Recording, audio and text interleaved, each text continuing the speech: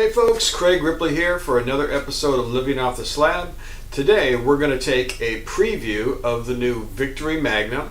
We're going to do an in-depth interview of the new Indian Roadmaster, and we're going to take a look at some of the new clothing, the casual clothing anyway, from Victory motorcycles. For 2015, the only new bike in Victory's lineup is the cross-country based Magnum, which features a 21-inch front wheel and what they're calling a slammed rear end, which is in effect a rear end that's been lowered by 1 inch. As we know, the cross bikes have been very popular for Victory, accounting for the large bulk of their sales. Now, people have been customizing them. If you look around on the internet, this seems to be a real big fad where people are putting the big wheels on the front, raking it out a little bit, lowering that rear end, of course doing some fancy custom paint job on them, and adding really great audio systems to them. So people have been doing this kind of on their own anyway with the bikes, and we have big wheel kits that are available from all kinds of folks out there on the internet, including Witch Doctors, Cool Metal, Vic Baggers, Rusty Jones Customs, and Coastal Victory, just to name a few. I'm sure there are others that I will have missed, and I apologize for that. But people have been doing this, buying these kits and building it on their own. So Victory decided, well, why not just release a factory custom that has some of these features that people are already adding to the bikes. So my initial impressions when I first saw the Magnum is, first of all, that they did a great job with the paint on this bike.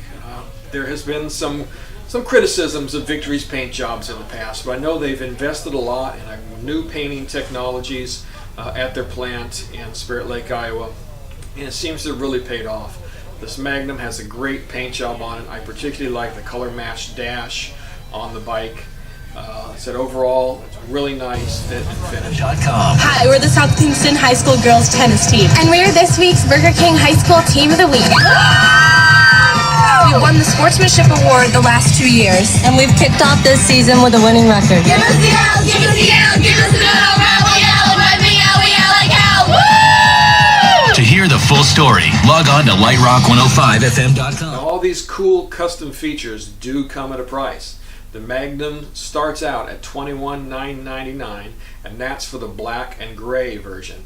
If you want either the plasma green or plasma red or the Ness custom colors, you're going to pay $22,499 for the two plasma versions, or $22,999 for the Ness paint scheme. Adding to that base price, if I was going to buy this bike, I would definitely have to get those rear speakers in the bag lids, and they're going to set you back another $949.99. And you're also going to want to put some bars on it, some crash bars on the bike, and I think you'd have to go with the forge bars, which is going to be another $599.99.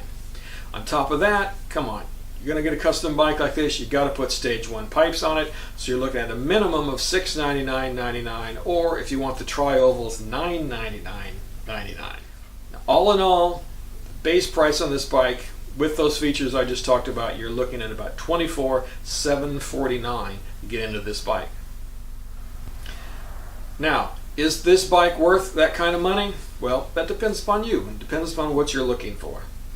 From what I can tell on Facebook and on the different posts and so forth on the forums, it looks like this bike is selling pretty well and there's a lot of interest in it. I think Victory has another hit on their hands.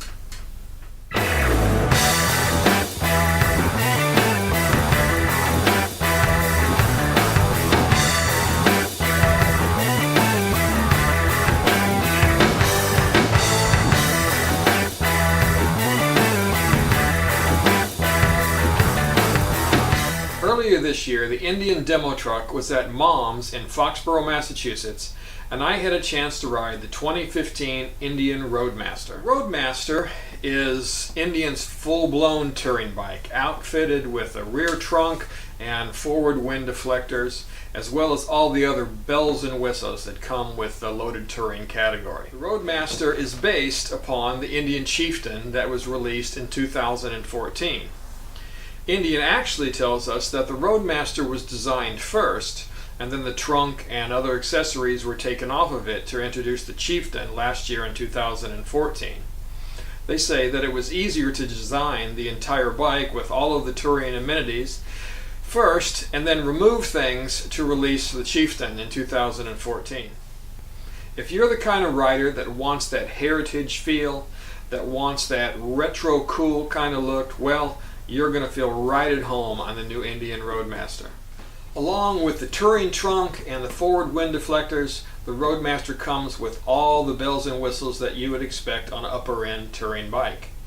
Comes with ABS standard, a 200-watt stereo with Bluetooth integration, keyless ignition, electronic locking bags, tire pressure monitors, heated grips, and heated seats. Just everything that you would want for a long-distance, comfortable bike.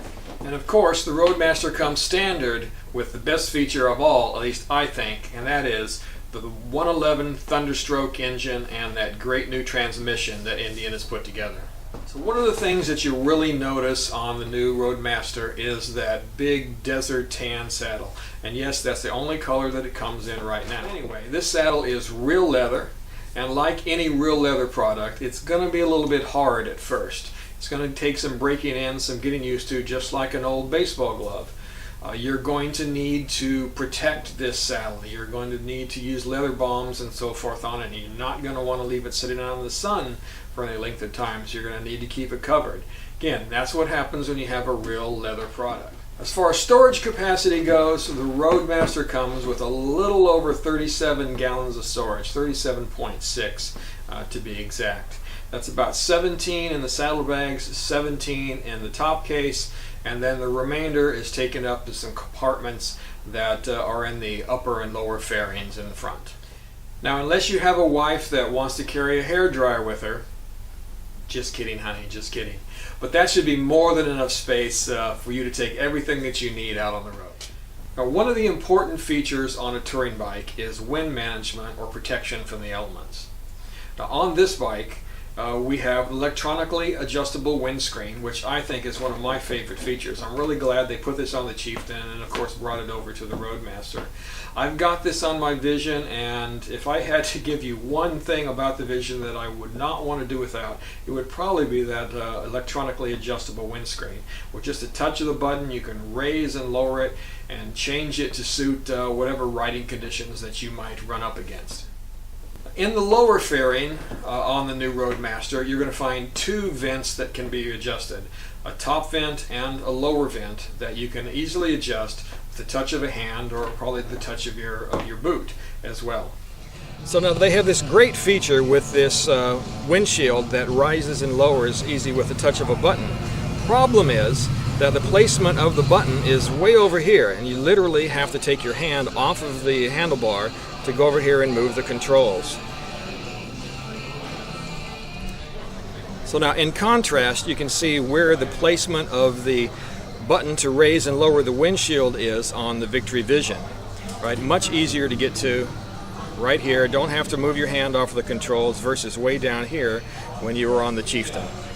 So the last thing that I would like to see changed on this bike, and it's not just me, I've heard this from actually a lot of other Indian owners that I know, and when they take a look at where they decided to put the rear speakers on the bike is right behind where the passenger would be sitting. So these speakers essentially are going to be behind the passenger. Who's going to be able to hear them? The passenger's not going to be able to hear them. The driver's not going to be able to hear them. So what's the point? Why did they stick these speakers where they did? Just doesn't make a whole lot. Okay, so the cost of this new bike, of the new Roadmaster, well, they come in at $26,999. That's for all of the bells and whistles. There are, of course, accessories that you can add on, but the base model, with everything we've talked about, is $26,999. Now, in looking at the competition for this bike, I'm going to limit my choices to the Touring Cruiser line. We could get into Gold Wings and BMWs and stuff if we wanted to look across the touring bike segment, but we're going to limit it to Touring Cruisers. So the first bike, of course, is the Harley-Davidson Ultra Limited. And this bike also retails for $26,999 with about the same kind of features and so forth that you can find on the Roadmaster. The second bike that you would want to take a look at is, of course, the Victory Cross Country Tour that comes in at $21,999, but that is without all of the features and the bells and whistles that you're going to find on the Roadmaster. You would have to do some upgrading to get up to the level of the Roadmaster as far as the amenity goes. The other bike that you would want to look at, of course, is the Victory Vision Tour bike, which comes in at $20,999. Again, that's a base model. You would need to accessorize it to get it up to the level of the Roadmaster. And the last one we want to take a look at is the Kawasaki Voyager, and that starts at $17,399. And again, you're going to have to upgrade it if you want to get the same kind of features as you do on the Roadmaster. Okay, so let's get on the bike and take it around the block and see how she rides. So my first impression of the bike and getting on it was that this bike handles very well at parking lot speeds or slow speeds. I got to ride the bike twice, once just by myself and once with my wife on the back, because I wanted to see how she felt back there on the saddle, and also I wanted to feel what it was like to have a passenger.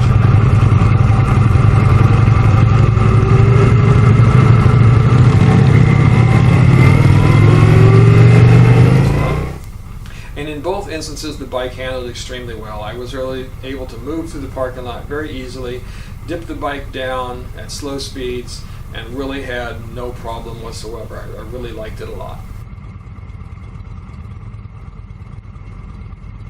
So as with all of the other Indians that I've ridden, the star of this bike is really that Thunderstroke 111 engine. It just performs fantastically. The transmission also performs very well. Much better than the Victory transmission, so I'm really looking forward to, if they ever take this technology forward to the Victories, and riding some of those new when they get the new transmission in them. But anyway, the Thunderstroke just performs great. You can't lug this thing down. It just has so much torque. It is a beast. It will go wherever you want it to, and it is just smooth as silk. No shaking, no vibration. It is just really, really nice. The brakes on the Roadmaster also performed very well. With my wife on the back, we had no problem stopping in any instance. Luckily we didn't get into any situations where we really had to put on the brakes, but it seemed like the brakes were actually more than adequate for handling this size of a bike.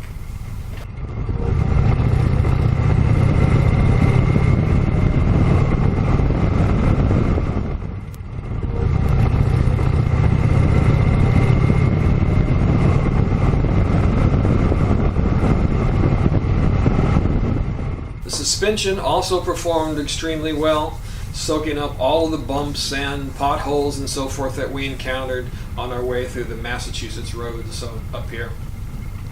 The one thing, if I was going to say anything, is that the suspension was probably a little soft for me, but that's easily can be handled by just pumping up that air shock and be all set.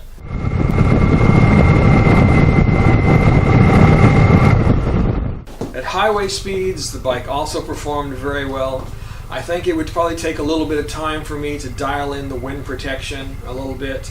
I think that my Vision probably has a little bit better wind protection right out of the box, but if I got to play with a little bit, I probably could get the Roadmaster to do the same.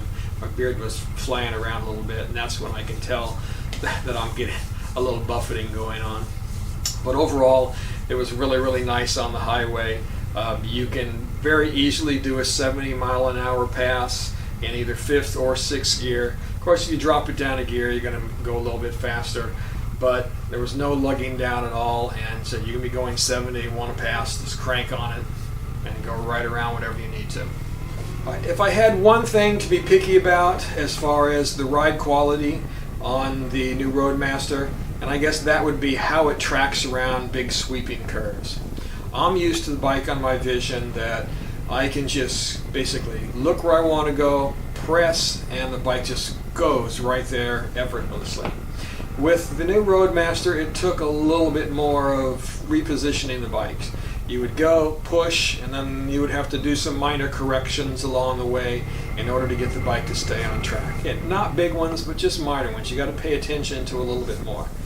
Now, I must admit that, again, I'm only on the bike for about 20 minutes or so here. So me spending more time in the saddle and getting used to the bike may correct that. This is just my initial impressions of, again, how the bike handles on sweepers. As far as comfort goes on the bike, the saddle was very comfortable, especially that second bike that I rode with the worn-in saddle. Said it was really nice. I was really surprised because I didn't really like the Chieftain saddle all that much. The Roadmaster saddle, I think, is a very big improvement over that. As with most of these bikes that I ride, all of the Indians, it does feel a little bit small to me as far as the foot position and the hand position and so forth. And that comes with a lot of just what I'm used to.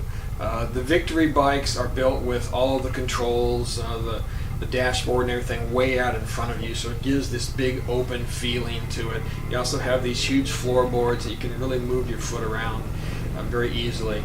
On the Indians, the floorboards are a little bit shorter. Everything seems back a little bit closer to you.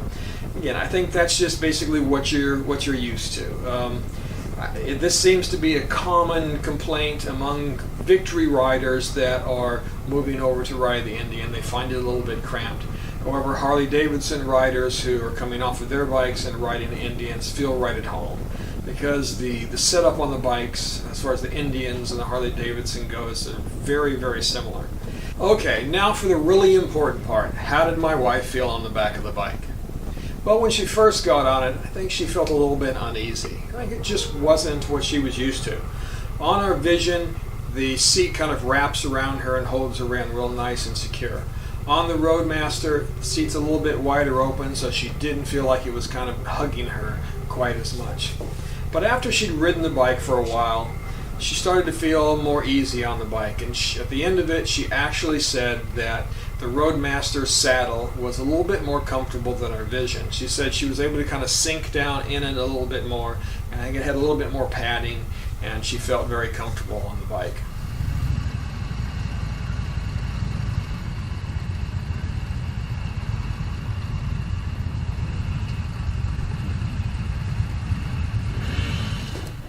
So overall, I think that this new Roadmaster is a great option for anybody who is looking for a touring cruiser.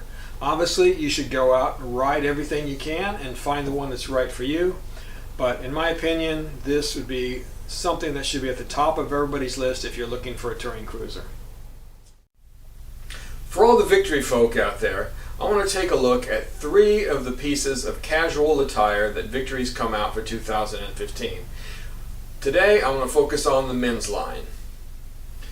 Now, as Victory owners, we all know that the first few years, the clothing was, well, it leaves a lot to be desired. But over the years, they've continued to improve and improve, and the last couple of years, I really think they're coming out with some nice stuff. It's well worth buying. So the first piece of clothing that I want to cover is the thing that I have on right now, and that is the new Sherpa shirt that comes in a black and gray plaid.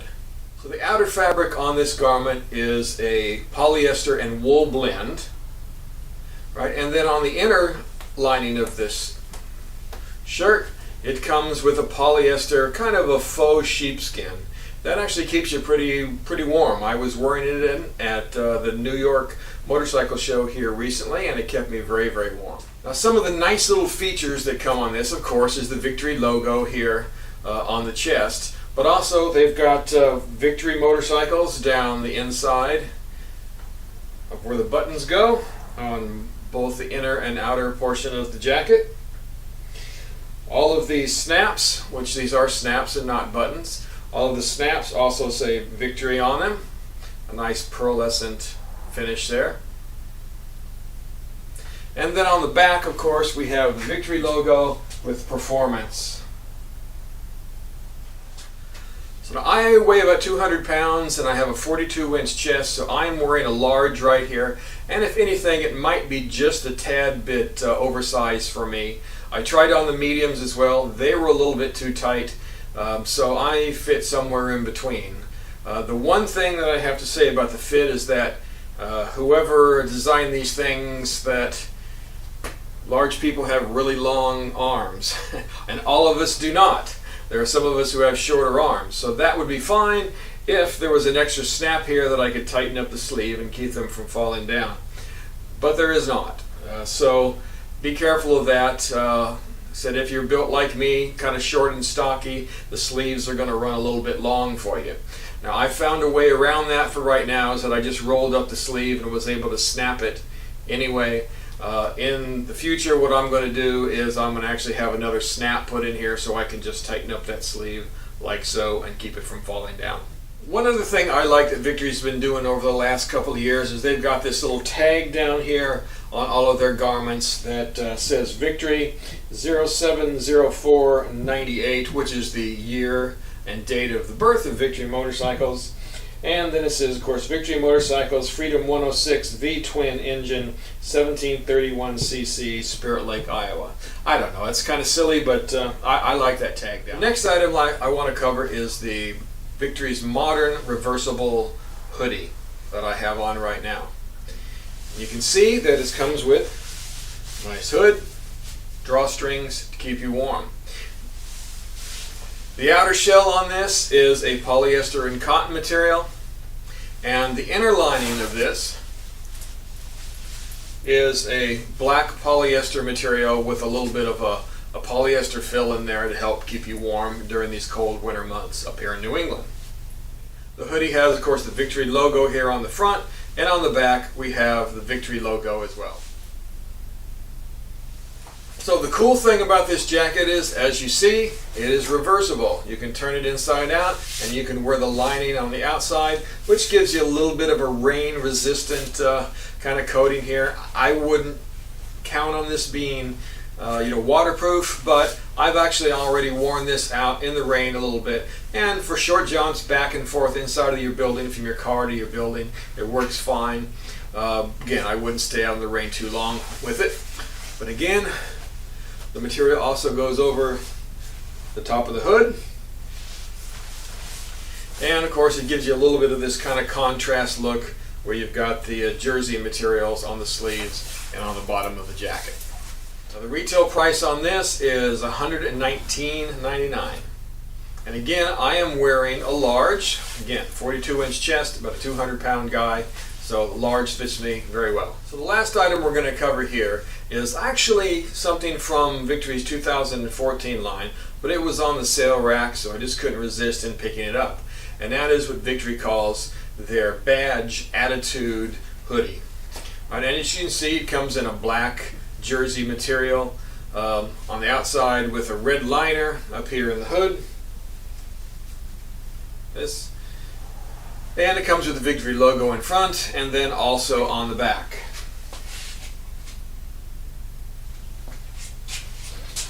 Now this normally retailed for $74.99, but as I said, they're having a sale right now, so you can probably pick this up for a little bit cheaper than that.